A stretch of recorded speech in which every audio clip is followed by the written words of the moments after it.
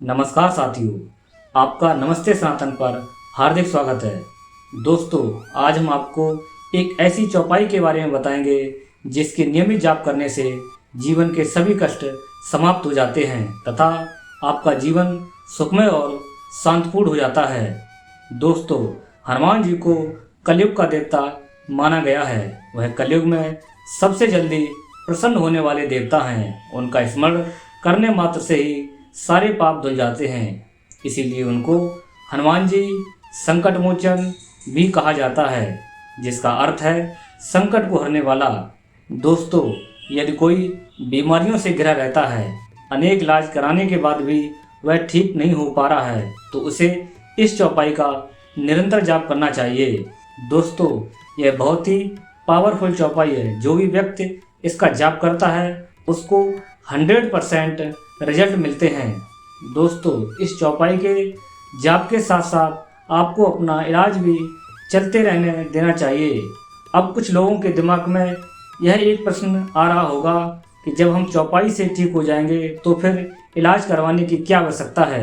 साथियों, मैं आपको बताना चाहूँगा कि सनातन धर्म विद्वान और शिक्षित लोगों का धर्म है। यह धर्म अशिक्षित और मूर्ख लोगों का नहीं है। सनातन धर्म तर्क का विषय हो सकता है, किंतु कुतर्क का विषय कभी नहीं हो सकता है। जब लक्ष्मण जी मेघनाथ द्वारा चलाए गए बाढ़ से मूर्छित हो गए थे तो उनको भी संजीवनी बूटी नामक औषधि देकर ठीक किया गया था।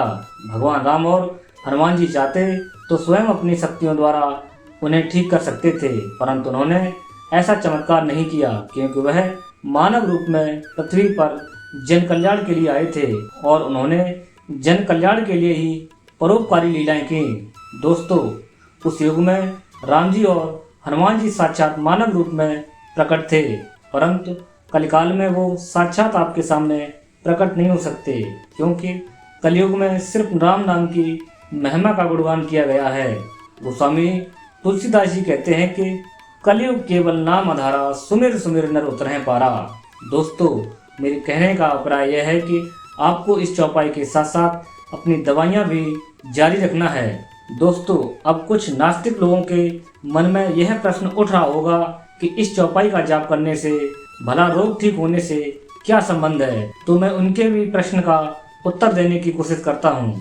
सबसे पहली बात, हनुमान जी भगवान शिव का रुद्रावतार हैं और माता सीता की कृपा से उन्हें अजर और अमरता का वरदान प्राप्त है।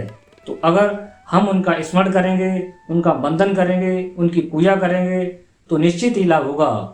ये बात तो हुई आस्तिक अर्थात धर्म में विश्वास करने वाले लोगों के पक्ष में।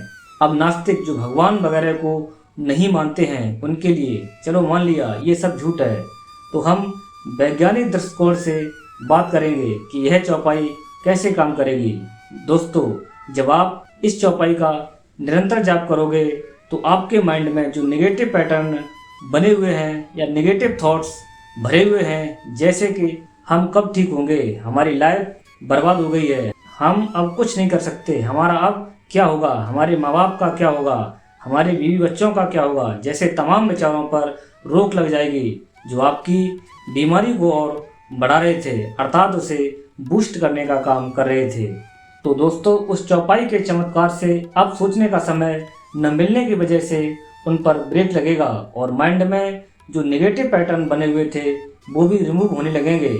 अब आपकी बॉडी में एक नई पॉजिटिव एनर्जी का संचार होने लगेगा और नेगेटिव एनर्जी धीरे धीरे समाप्त होने लगेगी, जो आपकी एनर्जी को पूरी तरह से चूस ले रही थी। दोस्तों, वह दिव्य चौपाई है, नासै रोग हरै सब पीरा, जपत निरंतर हनुमत वीरा।